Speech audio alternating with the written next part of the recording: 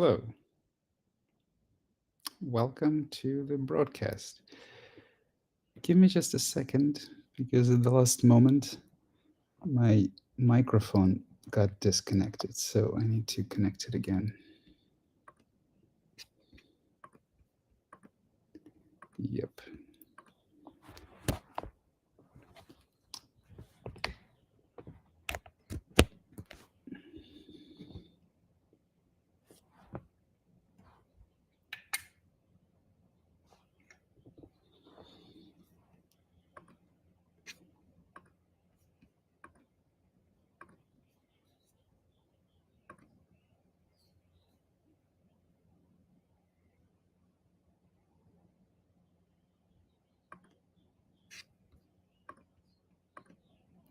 Well, it looks like I won't be using this microphone today.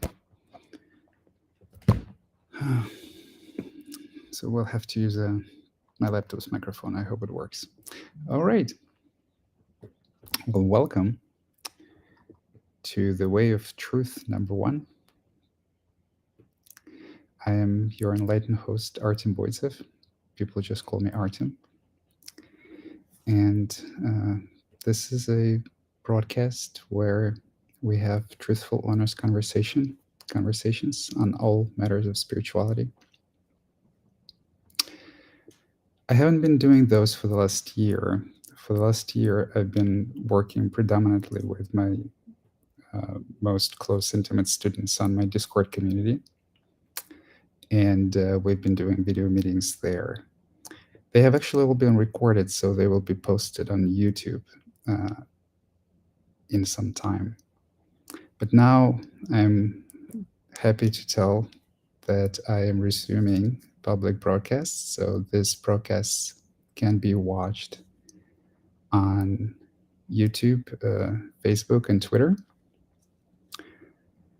And I am open to your questions. You can submit questions in chat on both Facebook and YouTube. I will see them here right away and I can answer them. And if you wish to participate, which is much better, so that I could speak to you in person over video, then on both Facebook and YouTube, there's a link posted. It's a link from Restream, which you can click, and then we'll be talking to each other. So that's it.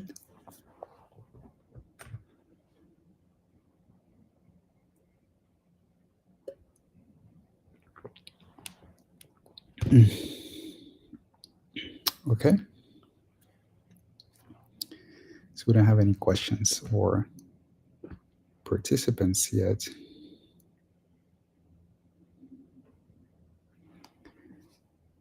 But let me see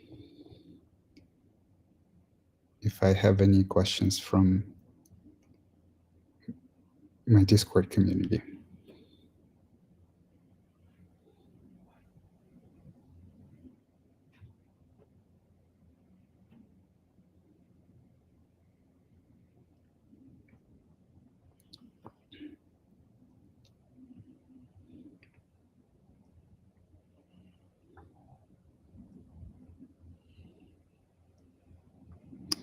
Okay, there's a question from Lee about formless realms as they described in Buddhism. I read this question, Lee, and I actually want to answer it in writing, so I've been just taking my time. Cast says, why is my ego coming back so strong, yet it's still so fragile? I'm randomly kind of becoming a narcissist. This is a sheer opposite of what I was after a few weeks ago. My ego is so strong right now, it would rather me go to jail for years. Well, I would rather you not go to jail for years. But I mean, you see, I mean, every ego is a narcissist. That's what ego is. Even the ego of a person who is altruistic and nice and happy, down below is very, very narcissistic. Uh, Ego is a kind of a narcissistic child, and that's exactly what makes it fragile. You see, narcissists are very fragile. If you're familiar with the term narcissistic rage or narcissistic injury, right? So what makes one fragile is sensitivity to pain. So an ego is in pain. It's insecure. It needs to prove something to itself. It needs to prove something to other people. It's in constant battle in reality. It doesn't want to accept truth. So it's got all sorts of painful reactions to thoughts and to other people. So when you say uh, it is still so fragile, you mean that it is still very painful. You mean that things trigger you. You mean that uh, some remark from someone or uh, a situation in life can bring up a lot of pain. That's what you mean when you say fragile. And of course it will be coming back. It never left. So the thing is, it's one thing to disidentify with the ego, or one thing to have seen the ego, and another thing to dissolve the ego. So it will be coming back again and again until you see more of its pain and accept more of it as an experiential reality. So being consciously present to its suffering and not avoiding looking at it is the most fundamental practice, is the most important practice. So it's not that there's a illusion that, okay, so I had my awakening experience and there was no ego there, so why is it coming back? Why is it coming back? Well, it's an illusion. Well, it never left. It's just that in the awakening experience you see that it's not real. But it's one thing to see that it's not real, and another thing is to dissolve it, and another thing is to accept it, and another thing is to give it all the love that it wants and all the love that it needs, so that it does so that it's not hurting anymore, right? So even if it is not real, ultimately, uh, the experience of it is real, and the emotions are real. So the egoic pain, the egoic suffering is what is begging, asking for your attention. It's asking for awareness. It's asking for love. So you can look at the ego as an abused child. Okay, if you wish to add anything, please do. I hope it answers your question. So you will see, to add to that, you will see the narcissistic traits of the ego. You will see its demands, you will see its suffering, you will see its argument with life and with yourself. Uh, that's a big part of the spiritual path, which is oftentimes overlooked, right? That's what some people call shadow work. So you will see all of it. So it will come back again and again for you to see more and more of it.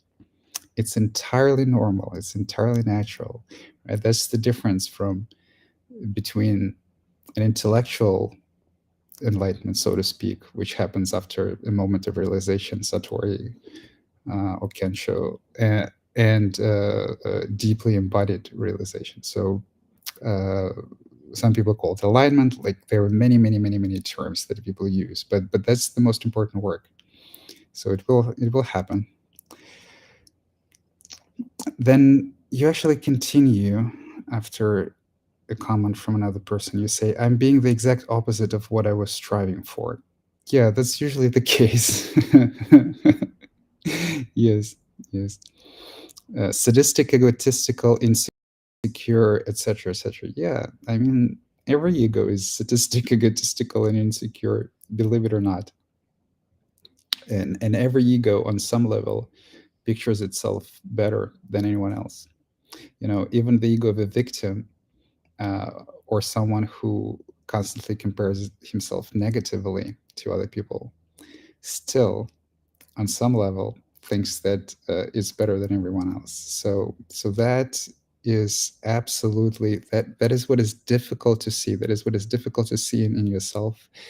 The emotional experience that accompanies this seeing is usually very difficult. There could be a lot of self-loathing, uh, but that's what's needed to be seen, because you also cannot let go of anything before you see it. You cannot change anything before you accept it. So all of the spiritual path is the path from self denial to reality. So uh, it's entirely natural. Unfortunately, I'm sorry to say, but it's entirely natural. It was the same for me. I feel like without it, I'm just constantly dysphoric and low self-esteem. I'm not sure what you say without it. If you mean without this sadistic egotistical traits, then it's not that you become dysphoric and low self-esteem without it. It's the opposite of it. So the narcissistic, egotistical, sadistic people need to they kind of have high self-esteem, so to speak, but all self-esteem is illusory in reality, and so they need to prop up their high self-esteem at the expense of other people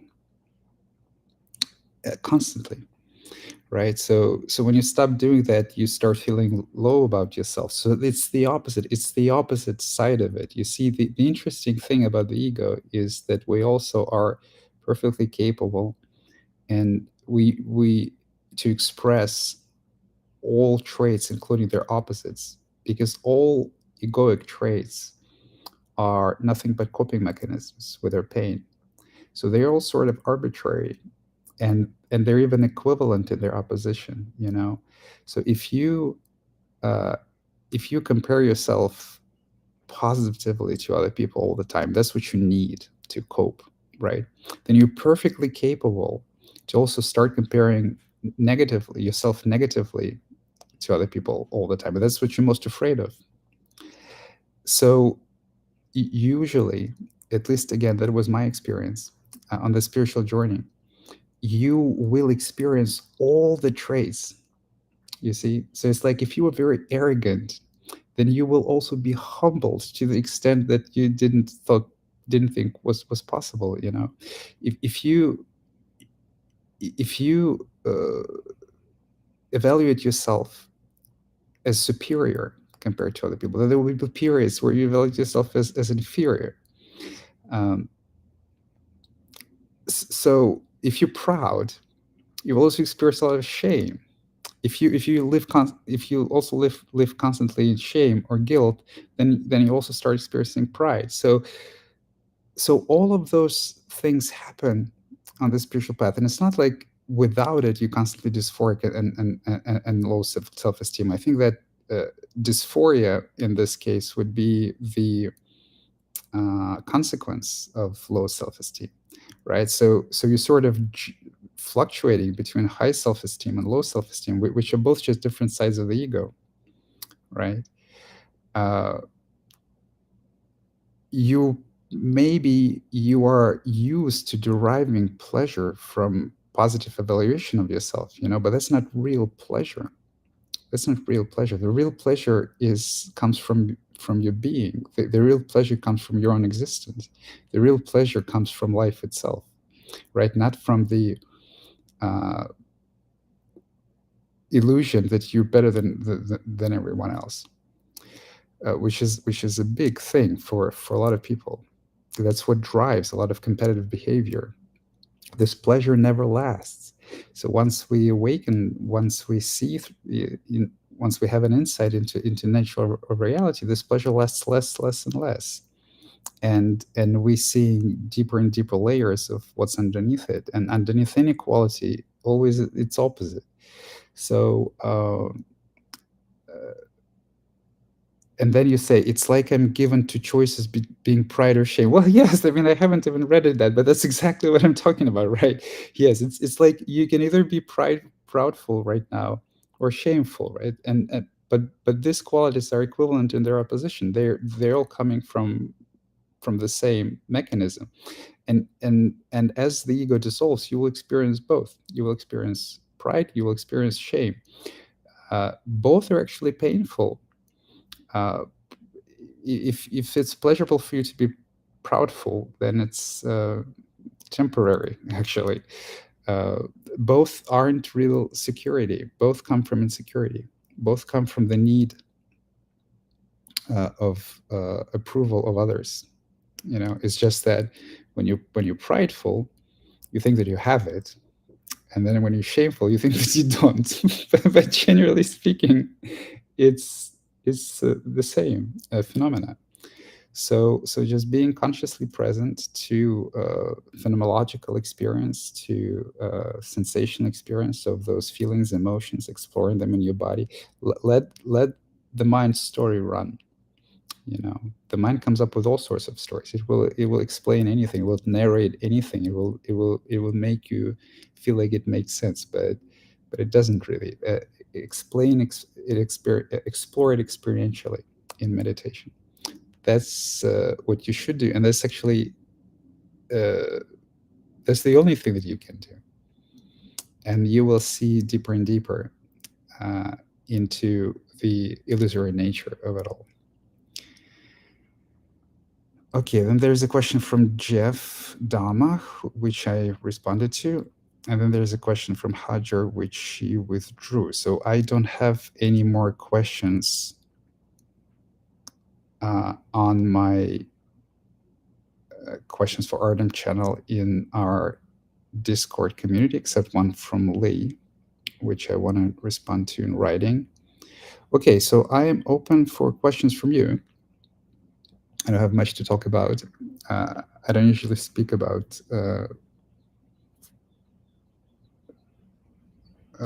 abstract topics unless I'm sort of given something to begin with. So it would be very helpful. Carlo Longo says, hello. Hi, Carlo. Please post your question here. Or if you want to participate, if you want to talk face to face, there's a link in both Facebook and YouTube, which you can follow, and then we can talk live.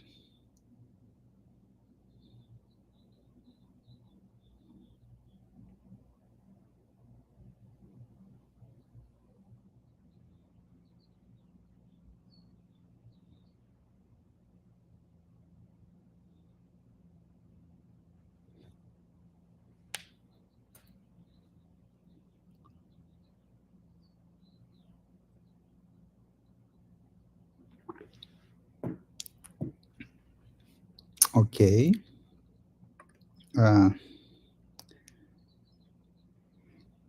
Tout est d'accord. That's a nice name. I think it means everything is all right, or everything is good in French, or something like that.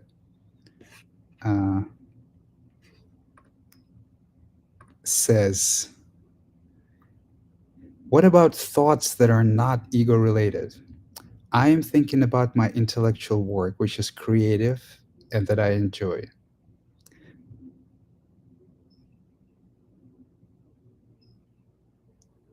My issue is that my mind is often too active.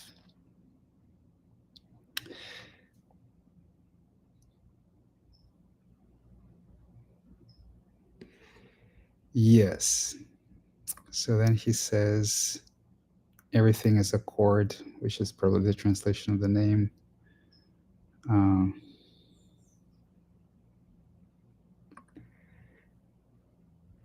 And also he adds, I am 60 plus, and that has always been so. I think you are or have been a programmer, hence you might have an idea about what I mean. Absolutely, yes. My mind was also very active, and it was very difficult for me to stop thinking. Actually, kind of for most of my life, well, except now, of course, but for most of my life, it was when I used to come home from work, it took me hours to like stop, switch context to home from work. I mean, my mind would keep working. Basically, it would keep thinking of the problems. So here's the thing about it. So generally speaking, uh, not all thought is culprit. So generally speaking, like thinking about work, solving problem, designing something in your mind, like for example, thinking about the future, thinking about how you would do something, is not necessarily egoic thought. There's nothing wrong with it. The egoic thought is usually self-referential thought when we compare ourselves to our prior, so our past selves, or we want to be someone else, or we compare ourselves to other people, or we analyze other people. We are in a relationship with the other all the time in the mind. But as you noticed, uh, the mind has a tendency to not be able to let go of this kind of thought and analysis because there's a refuge there. Because you see, it's like if you, let's say, if you try to meditate, then if the mind stops thinking about this problem, if the mind stops analysis, then you will need to feel.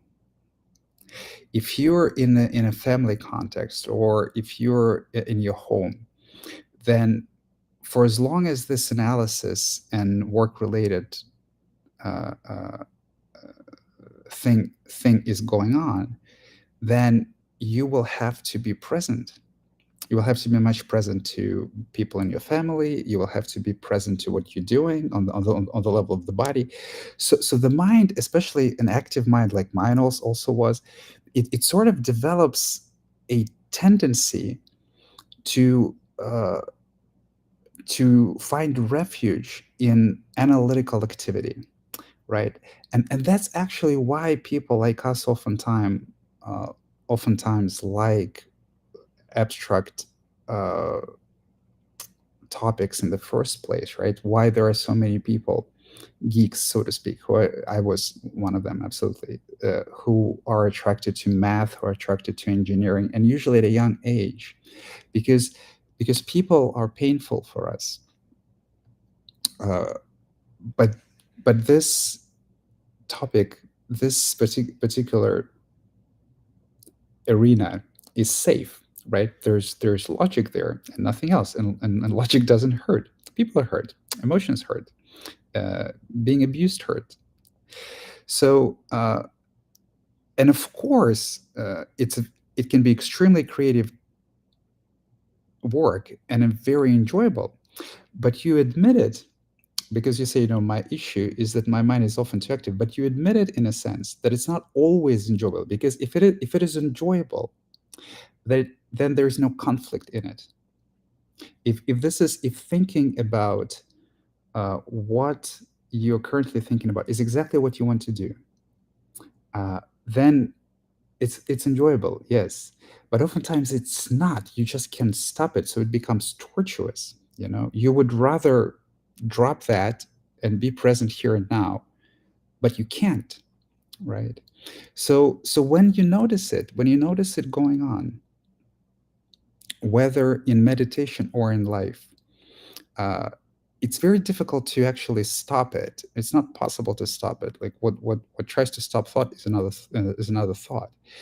But what you can do is you can notice the discomfort that is going on along with this, right? Because if you notice that you're dissatisfied, if you've noticed that these thoughts, that that these thoughts would rather not be there, that you have a wish for them not to be there, that they are sort of uh,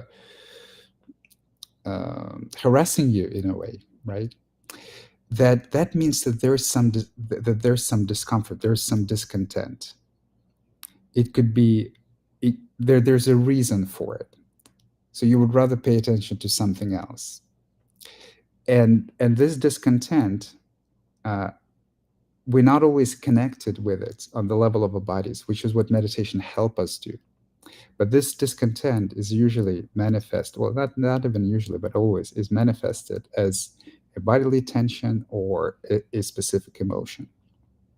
So that's why meditation is a very uh, productive practice, because if you meditate for long, sooner or later, the mind will stop thinking about it, or it will start thinking about why it doesn't want to think about it. Like there will be some meta thought. There would be some changes, right? But if you completely cut off every other distraction in your life, like vision, other people and stuff, and just be with yourself for hours, then you will probably experience a lot of discontent from this over analytical activity, and you will experience it directly. You will experience it as some sort of restlessness. You will experience it as maybe tensions. You will experience as desire to do something else, as uh, repulsion from meditation. And as you continue to meditate and you go over this repulsion, then there would be something else. There would probably be some emotions. There would probably be some bodily tensions. So in a way, it's an analytical mind's technique to reject life, to reject what is going on right now, in favor of solving an abstract problem in the mind. And I completely understand where you're coming from. I've had tons of that, tons of that. So I hope that I could answer this question somehow. I mean, I don't have your feedback. It's usually much better if you participate live in the forum, because you can correct me if I misinterpret you one way or another. But I hope it was useful for you in some way. Okay, let's see. Carlo Longo has a question. Hello. Hi, Carlo. I have a question about meditation. I don't really practice seated meditation, but I tend to meditate during the daily activities. Yeah, that's wonderful. You can absolutely meditate everywhere. I try to observe my emotions and thoughts and see them. And see them what? Okay, Restream show the whole thing. Okay, let me read it. And see them. Oh, and see them as a product of my mind that is not me. Okay. So I'm not sure what you mean by seeing them as a product of your mind, which is not me. Because, I mean, in a way, it's also you, because the ego was created by you and it's destroyed by you. So usually when I hear such formulations, it means that I try to stay in awareness. I try to sort of not pay attention to what I intellectually thought is not me. That's actually a mistake. That's the same as trying to find refuge in awareness, and it works for some time until it doesn't. So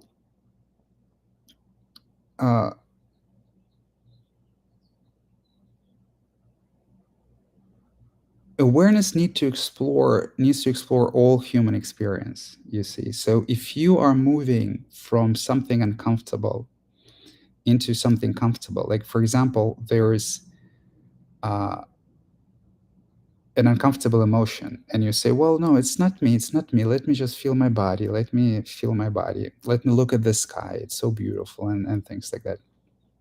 That is actually a practice of suppression. That's actually a practice of rejection, and it's very tempting to do that once you have seen in your experience that the ego is not real, and you have experienced moments or weeks or days of peace and clarity. It's tempting to sort of try to create it artificially, but you can't create it artificially. So the movement of awareness, the explorative healing movement of awareness, is a movement away from incessant describing, incessant narrating, into feeling. So it's a movement away from thought into what's underneath thought. And uh, the problem of the dream state, the problem of the separate state, is that in the separate state, the mind is so habitually glued to thought that it refuses to pay attention to anything else. So you're thinking and thinking and thinking and thinking, and as soon as you take awareness somewhere else and you want to feel it, and just pay attention to something other than the narrative, discursive thought, it just wants to go. It just wants to jump back again immediately, right? So that's what people observe when they only start to meditate, and they're taught to, let's say, pay attention to the breath. Then they find that it's very difficult, you know. So that is an explorative movement. That is a consciousness expanding movement. That is basically the problem of the dream state. That's why it requires practice to wake up, is because we habitually focus on thought. But it doesn't apply to emotions, and it doesn't apply to bodily tensions. uh, those things are, we need to give them awareness, right? So we're not going to have deep, abiding, embodied realization of, we're not going to be in peace, happiness, joy, and nirvana if we refuse to uh, give awareness to the parts of ourselves that are uncomfortable. So, uh, so in this context, reminding yourself that it's not you only serves as an encouragement to feel it, that it's safe to feel it, that it doesn't harm you, that it's not a threat to you, right? But it's precisely not a threat to you because it's also you. All of these sensations, all of these emotions are precisely not a threat to you because they're also created by the mind, right? So if you use it in this context, so it's safe to feel it, then it's actually good. But if you say, well, that's not me, I shouldn't be paying attention to it, that is a big misconception, actually. Okay, then you continue. Sometime I practice walking meditation. Wonderful. Yeah, it's a wonderful practice.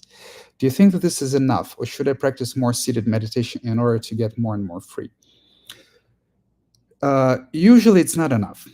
And the daily meditation, like meditation here and there, everywhere, is a wonderful practice. Sooner or later, it becomes an effortless state. So you become effortlessly meditative anywhere, always.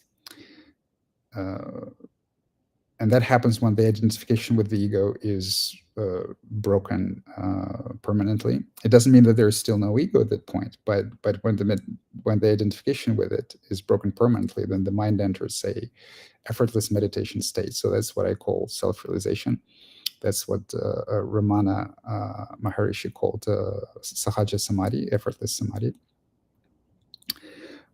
But so before that happens, meditating continuously throughout the day can be a wonderful practice.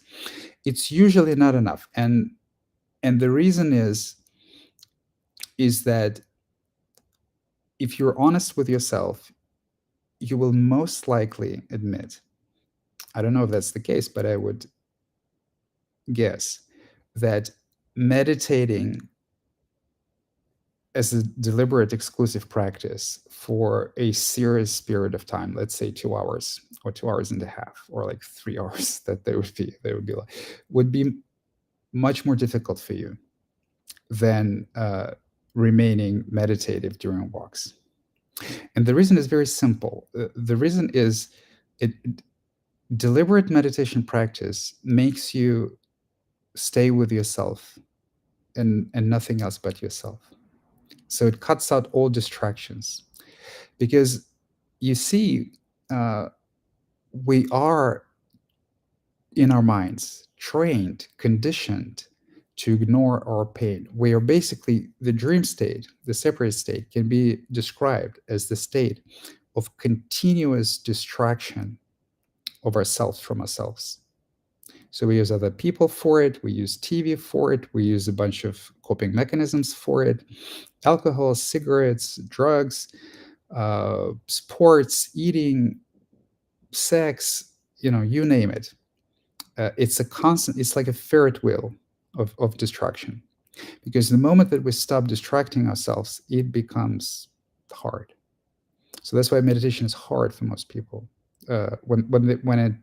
When one begins to meditate, it's universally hard, and it's universally hard if you meditate for long enough.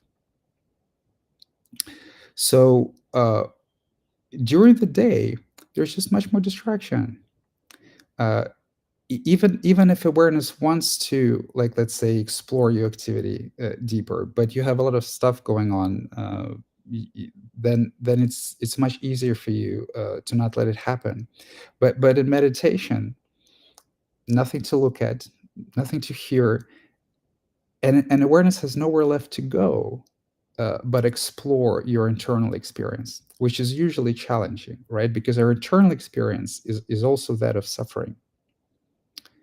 I mean, of course, there could be bliss there, tremendous peace, tremendous joy, and stuff like that. But for whatever it is not, for as long as it is not present, it is covered by suffering.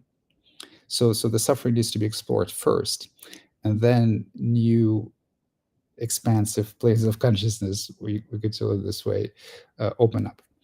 So so most likely you will find meditation practice more difficult than walking meditation. And with regards to sitting, you don't have to assume a certain pose at all.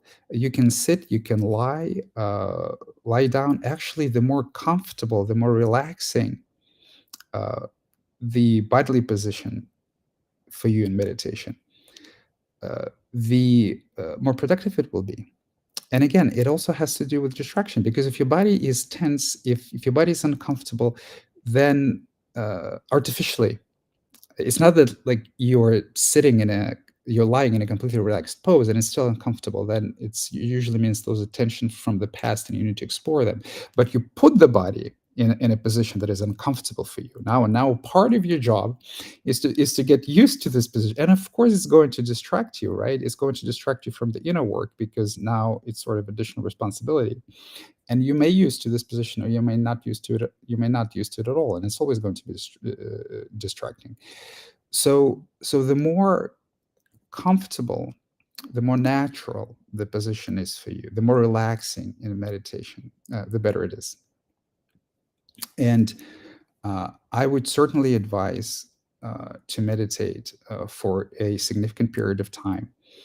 Uh, I think that if you find it difficult to meditate for, let's say, 90 minutes, then it's way too early to speak about whether walking meditation will be enough or not, because it means that most spiritual work is probably still in front of you if it's difficult for you to meditate for 90 minutes, let's say. Because meditation fundamentally is just rest. And what we're dealing with in meditation is a restlessness. And the restlessness comes from pain. Restlessness comes from suffering. So it's unavoidable to go that way. Okay, you actually continue. You say, I also feel that the meditation process is more for making practical life better, and it became much better. Yes, absolutely. The less you suffer, then for reaching the truth, you say, okay, because I don't really know what is truth. Yeah, that's also a very good indication. Well, truth is just truth. you know, truth is just being truthful. Truth is just being honest. And ego is very deceitful.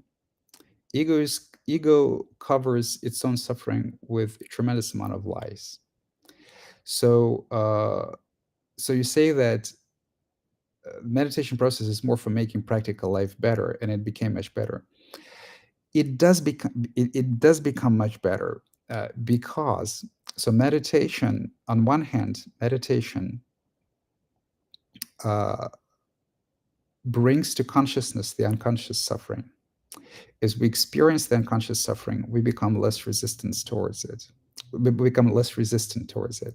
The less resistant you become towards it, the less it is perceived as painful.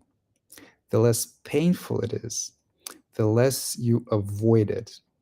The less you avoid it, the less you allow it to run your life, and the better your decisions actually are.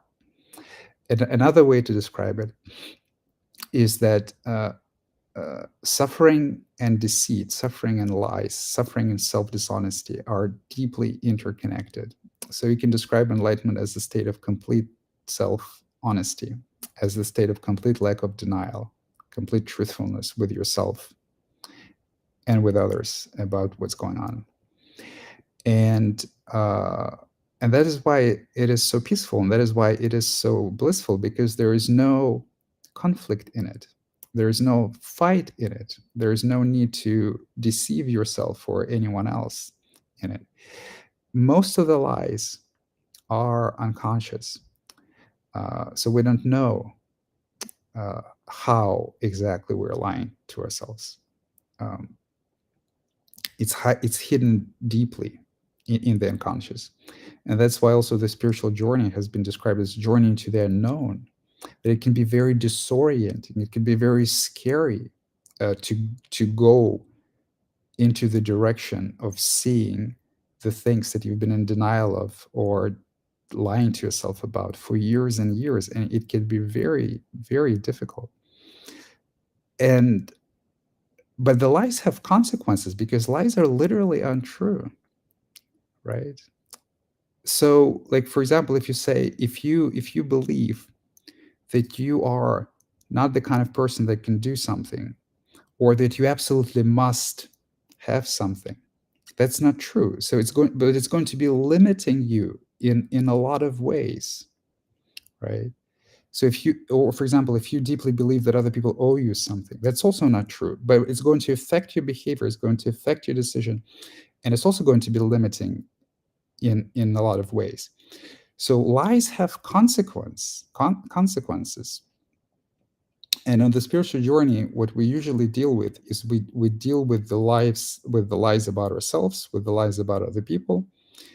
There's also a philosophical segment, a sort of a cake, which is the lies about the nature of reality, which cannot be described at all. So if you believe, if you deeply attached into some description, framework, or worldview about the nature of reality, be it materialism, atheism, Buddhism, anything like that, then it's also going to be painful to let go of it. Uh, so so it is a journey into not knowing things with certainty, and unconscious lies are always about knowing things with certainty and pretending that you know them. So yes, it does make life better uh, through uncovering more of the lies, bringing more of the suffering to the level of consciousness, and learning that the experience of suffering isn't as bad as we thought it is. So, and we become more truthful and less suffering as we go deeper. So, and then what the truth is, I mean, truth is just truth. It's very simple. You can't explain what truth is. Truth is just truth. So, and then you also continue. You say, what do you think if I fall asleep while meditating? Is it a sign of something? No, there's not a sign of anything except that you're probably sleep deprived. And most people are sleep deprived. When when you fall asleep during meditation, it just means that you slip into the unconscious. Uh, so if you really fall asleep in meditation, like wake up then the next morning, you're certainly sleep deprived. But if you kind of begin dreaming in meditation, uh, and oftentimes conscious of it, and then you stop being conscious of it, and lose yourself in a dream, kind of like what happens at night, uh, That's very natural. That happens all the time. That happens in meditation. That happens in psychedelic trips as well. And because remember, like, all the dreaming happens in the unconscious, and the meditation is a journey into the unconscious, just like psychedelic trips. They're journey into the unconscious.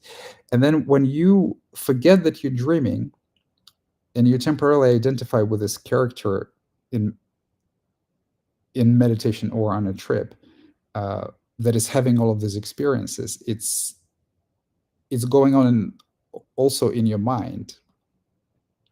So you so it's perfectly capable, it's perfectly possible at one point or the other to start sort of having dreamlike experiences in meditation. So my advice when it comes to sleep and meditation is fundamentally the same thing, actually. uh, it's just rest. So it is rest for the body, while witnessing an activity of the mind. uh, when we get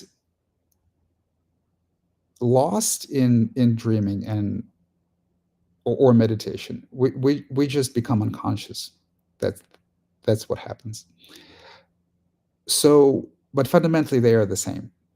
So what I always advise when it comes to sleep and meditation is sleep as much as you want, because sleep is just rest, and meditate as much as you want. And if you can't fall asleep, just meditate. Or if you fall asleep during meditation, there's nothing wrong with it. Meditate next day. You know, the interesting thing that you will notice is that even if you can't fall asleep and the mind is restless, the body still rests the same. The body still rests. It can be tiring and exhausting to both meditate deeply and with some sort of emotionally exhausting dreams after the awakening, because the bringing the unconsciousness of the ego to consciousness continues to happen after the awakening during night as well, in night dreams. So it can be exhausting for the mind, uh, and you can feel tired from it. But interestingly, what you will also notice is that if you meditate when you can't fall asleep, uh, and you might even have a sleepless, dreamless night when you meditate through most of it, the body still rests the same. The body will still be not. It will feel different in than how it was in the evening. It will feel rested still. So the exhaustion from the unconscious content, the exhaustion from the mind, it usually takes a form of sort of a body that is kind of that is not like physically tired, but, but sort of lazy. It's like too blissful. It's like, oh, there's like this. It doesn't want to do anything, you know. But it's not like it's tired, like it's tired at the end of the day. It's different. So so both meditation and sleep are deeply interconnected, and I usually advise to everyone to do as much as you can of both. Sleep as much as you can and meditate as much as you can. Okay, that is it. Oh no, I have a question from Alex. Alex says, I'm in the restream room. It says waiting for the host. I'm not sure what it's about. The stream is working. I don't know. Sorry, Alex. Maybe something isn't working very well. Okay. So, yeah, I'm done with the questions to the channel. We don't have too many viewers today. We only have 10, but I really encourage everyone, anyone who wants to talk, to actually speak to me live, because when I answer your questions, I also have to make a lot of assumptions. I can't if I just see your comment, I can't ask you anything. I don't see your face. It's much more difficult for me to be precise in my answer when I read a question from somebody who I have never met, and it's a short text question. So if you want to get the most out of these gatherings, I would highly advise you to actually speak to me one on one and uh, to join the broadcast and participate in it through the link that is shared on it. And if you're shy, with it, because it's publicly broadcasted, then you can also join my Discord Sangha. I will actually put it on the screen right now. Yes, so it's truefreedom.org/sangha. It's a Discord community. You can join there. You can send me a private message, and we can talk. Uh, Especially if you feel that my answer was a little off. I mean, if you felt that it was truthful, then it probably was, even if it was difficult to hear. But if it felt true, then it probably was applicable for you. But if you felt like something is a little off, it probably means that didn't I didn't interpret some of the words that you used the way that you intended, right? And for this kind of things, a live conversation is the best thing. Okay, let me take a look at my Discord. There's something. Abihai says Artem couldn't get Restream to connect on Android. It's stuck on waiting host. My mic can't set a fine. The YouTube link didn't work for me. Goes to YouTube, but I can't see the stream. Twitter and Facebook works perfect. Let's see. Actually, some of the comments that I'm responding to are from YouTube, so YouTube should work.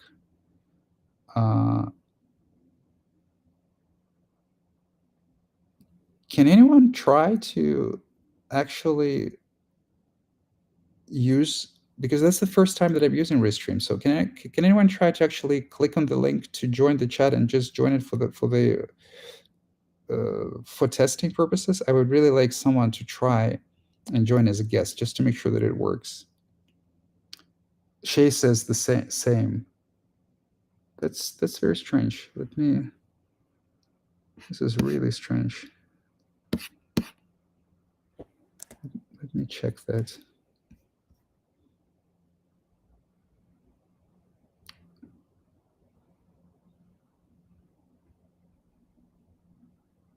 Okay. I have a few more questions, but let me check that first, because I rather prefer to speak to people live.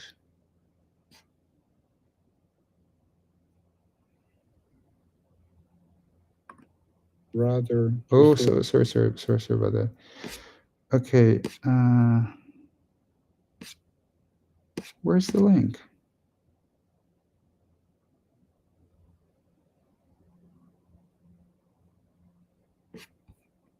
What's going on?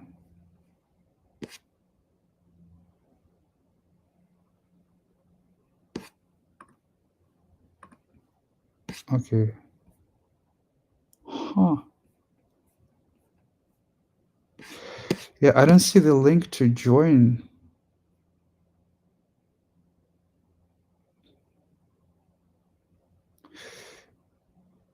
Écoute-ton être says, hi Artem, it's Mass. Also trying to join as a guest, not working for now. Oh wow, that's bad. So let me post a link. So that's the link.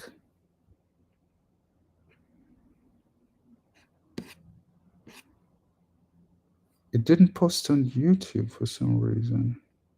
Yeah, it didn't post on YouTube. That's weird. Huh. But it posted on Facebook. Yeah, sorry, I need to spend some time debugging it.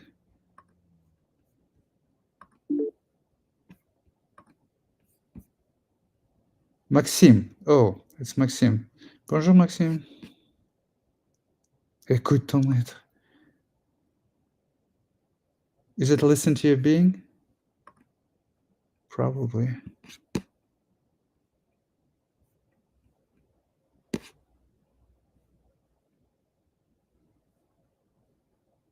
Okay, well, the link at least is visible on Facebook.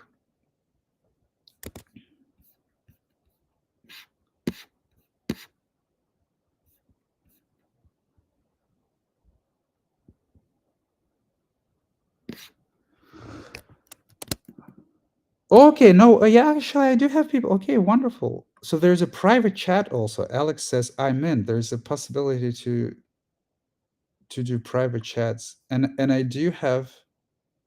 Yeah, Philip says same. I'm not sure why. Okay, but I can bring guests now. For example, there's Philip. Hi, Philip. Hi. Can you hear me? Yes. Wonderful. It Can works. you hear me? Yes. Okay, right. Yes, very well. So thank you, thank you. So if you didn't want to talk to me about anything, then I can. Well, I was tout est d'accord before. You will what? I was tout est d'accord. Everything is Oh, tout est d'accord. yeah, it was Ah, another pseudo. tu es français? Yes. Hmm. J'ai étudié le français dans l'école, Ouais, mais je ne me souviens rien. un petit peu.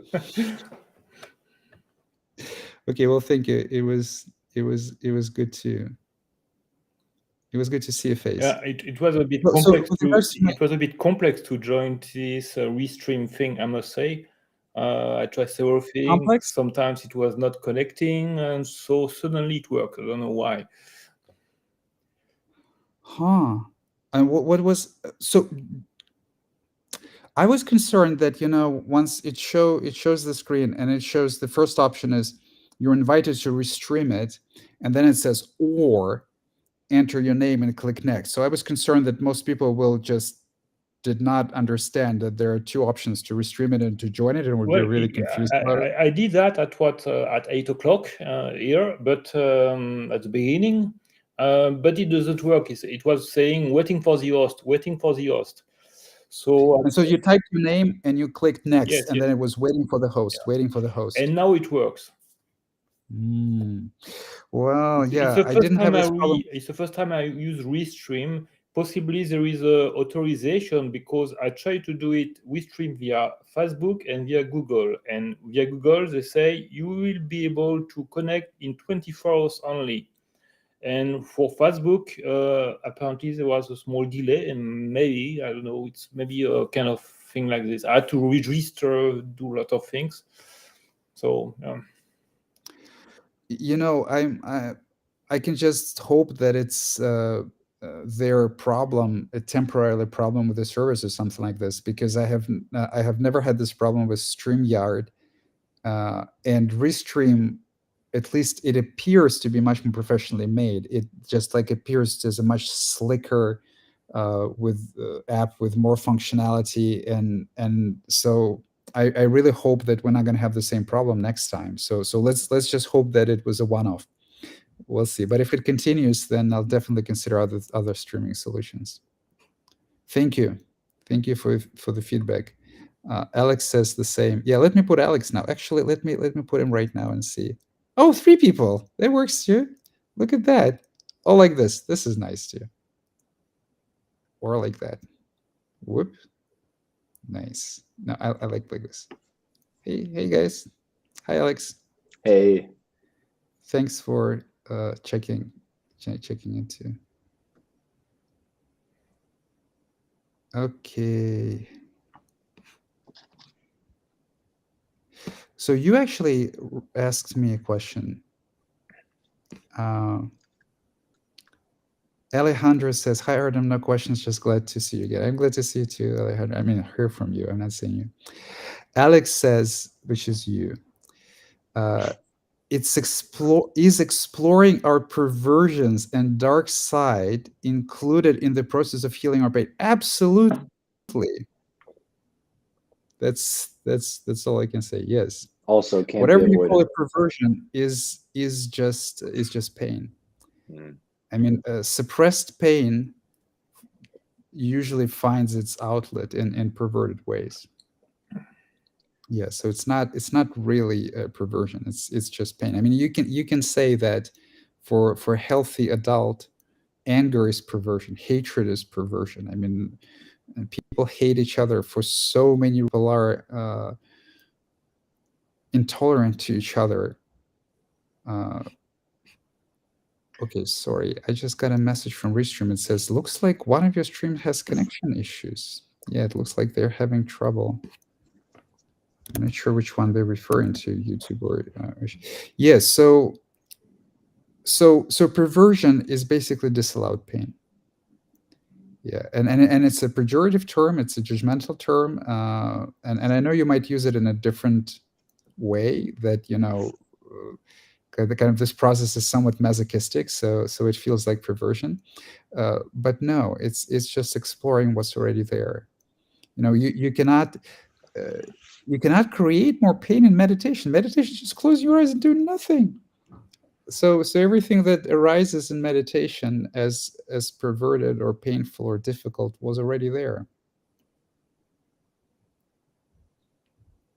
And as years and years of suppression, the healthy way to deal with emotional pain is not to suppress it. The healthy way to deal with all emotions is never suppress them.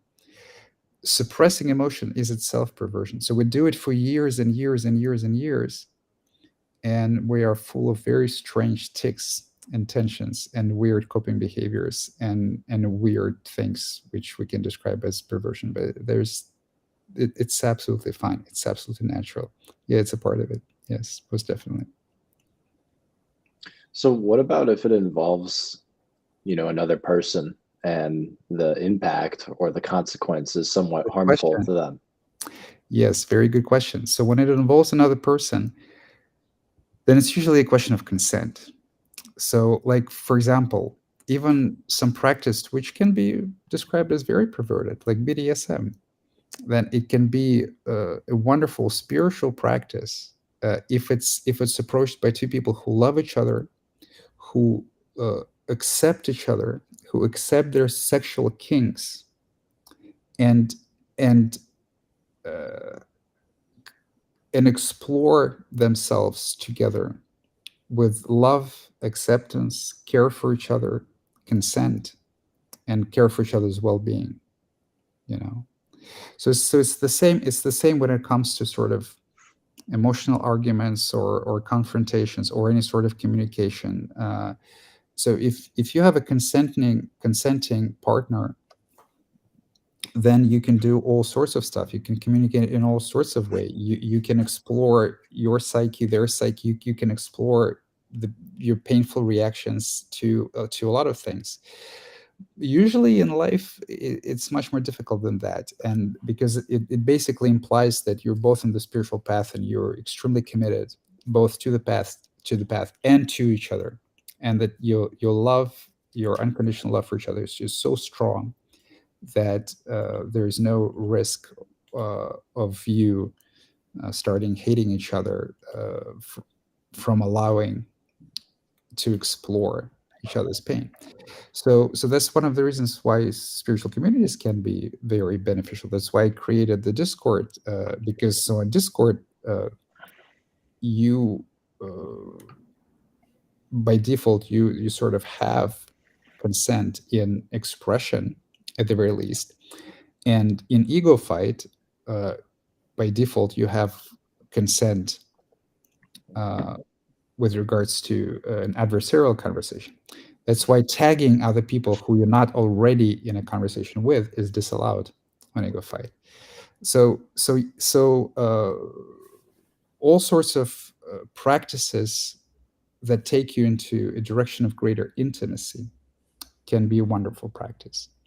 And intimacy with yourself and intimacy with each other are a reflection of each other. It's the same kind of intimacy. If it is difficult for you to be intimate with a person when they telling you what they're going through or even accusing you of something, when it's difficult for you to be intimate with them, it means that the same part that is hard for you to see in them is hard for you to see in yourself. So it's very related. The issue of consent would be the most would be the central one, right? Because otherwise you can just start abusing people left and right, and like say it's all good for spiritual practice. Well, but if they don't want you to, uh, you're just being cruel to them. Mm-hmm. It's hard. I'm trying to nail down exactly what it is that I'm referring to. I just to like a really simple example is like just going out, staying up late, maybe 4, 5, 6 hours. Just usually I don't drink, but I might, smoke a ton of weed and go out and just hang out with a girl or something, and we'll go just do a bunch of things. And I'll notice that obviously it's harmful in some way because it affects my body. It affects my what is well-being the next day. No, just like staying up. Yeah, I guess just staying up like 4 or 5 a.m. Yeah, and like you just completely change your whole sleep structure for probably for like the next 2 or 3 weeks it takes to like just fully reset again. I see. So I'm just curious, like that is a perversion, I'd say. That's like one of the dark sides that comes out. That's like, hey, here's Alex like looking out for himself, healing. And so I'm wondering, is healing also part of just being like, fuck it. Like, I'm just going to go do it. Who cares? It's.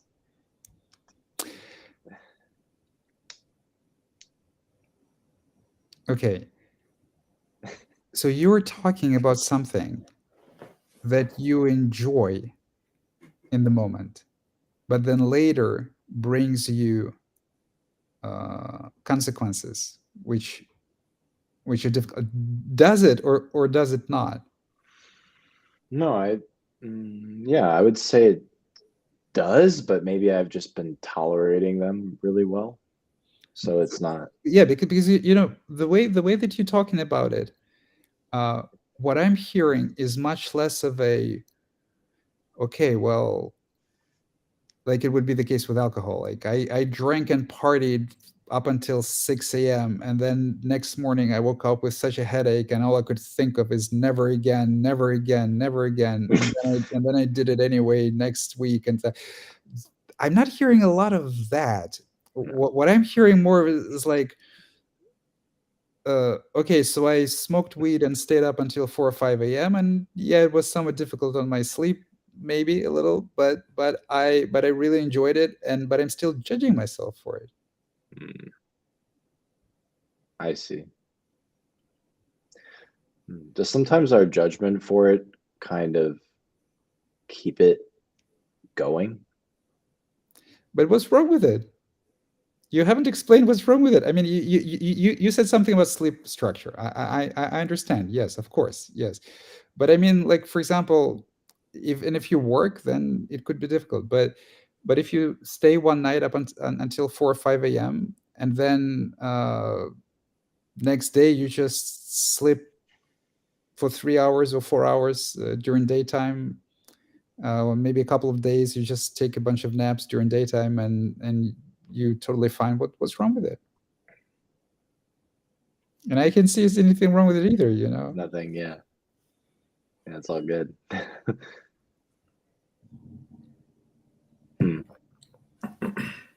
What about discipline about the body, especially because isn't it motivation from the ego to be to have a good health, to be in good shape, and is the motivation is coming from the ego? I can imagine.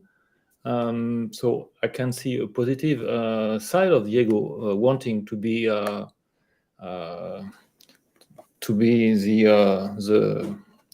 the controller of a good body. You see what I mean?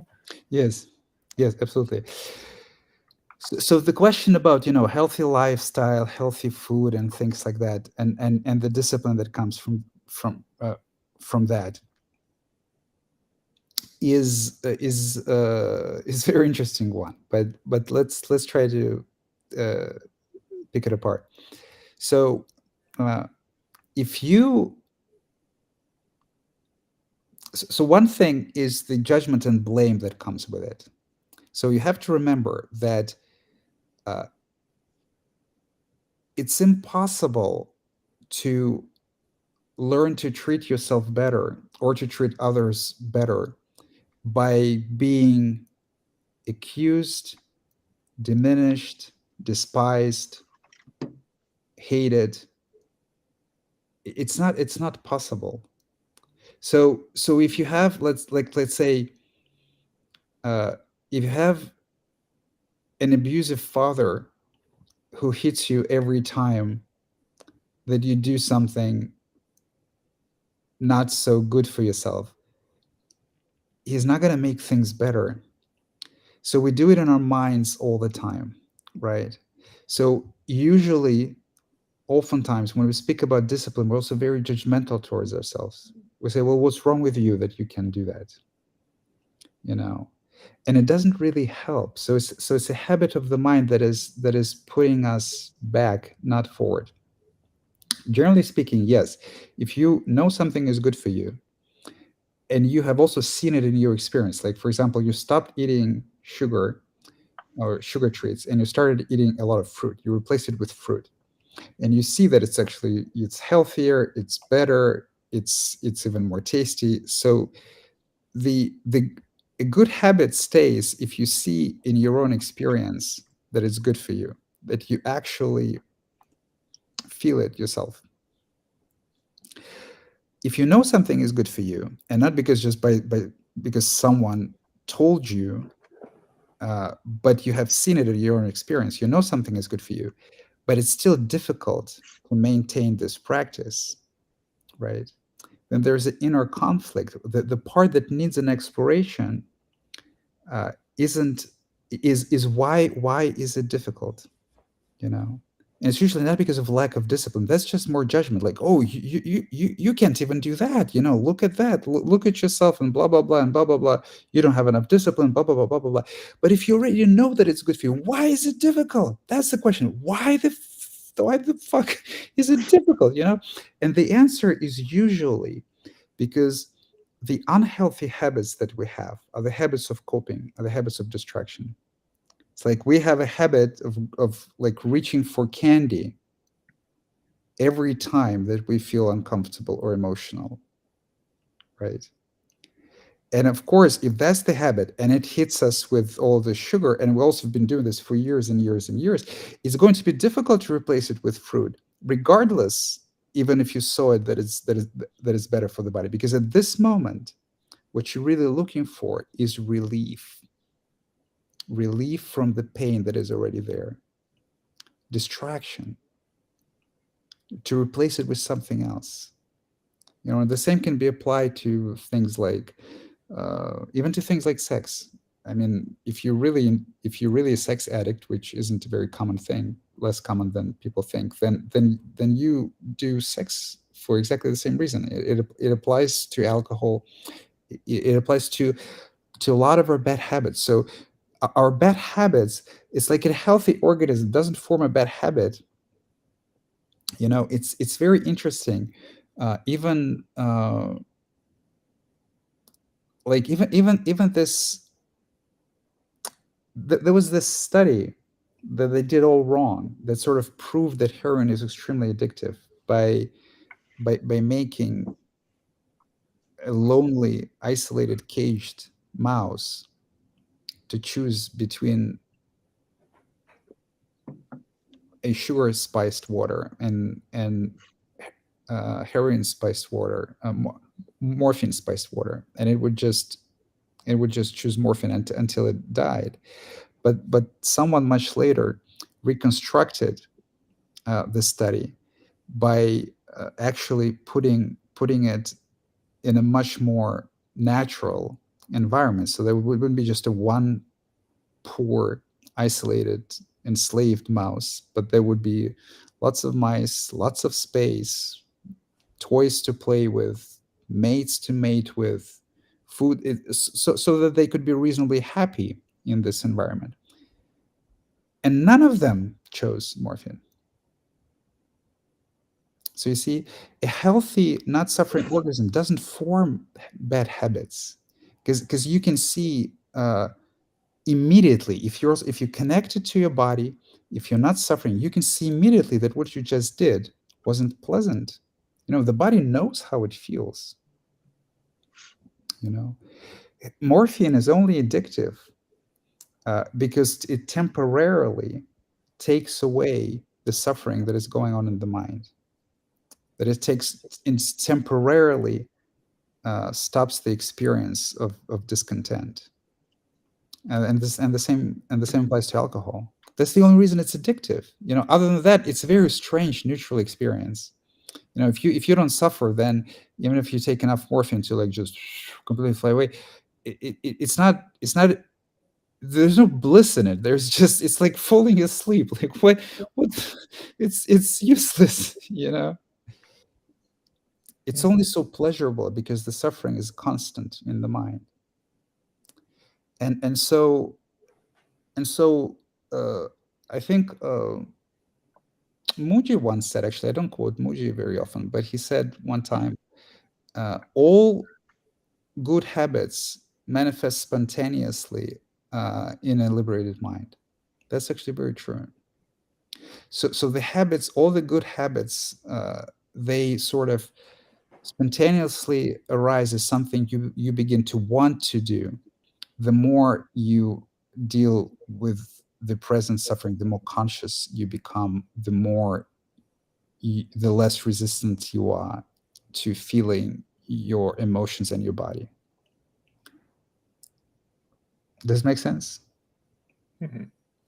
So yes, you can sort of remind yourself that it's a good thing, but notice self-judgment, right? Be kind to yourself, be gentle with yourself.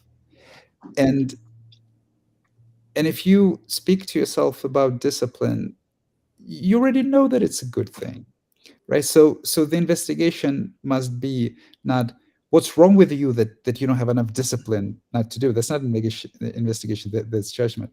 But why are you doing the bad thing in the first place? Where's the difficulty in that? You see, why is it difficult for you? Not like what's wrong with you that is so difficult for you. You're like disciplined. That's what our parents tell us. But an honest investigation is what makes it difficult for you in your experience to do it.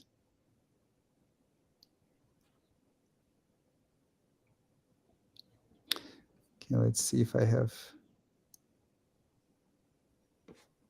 Yeah, that's it. Yeah, so if thank you for joining, guys. Thank you for letting me test this feature. It's been an hour and 20 minutes, and I'm a little tired, and I would like to finish this thing. But thank you. I'm very glad to be coming back to doing public broadcasts. I hope to see more of your face. I hope to see more of new faces like Philip. I don't think that I have met you before. It's always wonderful to see new faces. Alex, I've known you for some time. So thank you very much. It's been a pleasure. Thank you. All. Thank you. Good. Best of luck on your Thank spiritual you. Right. Bye.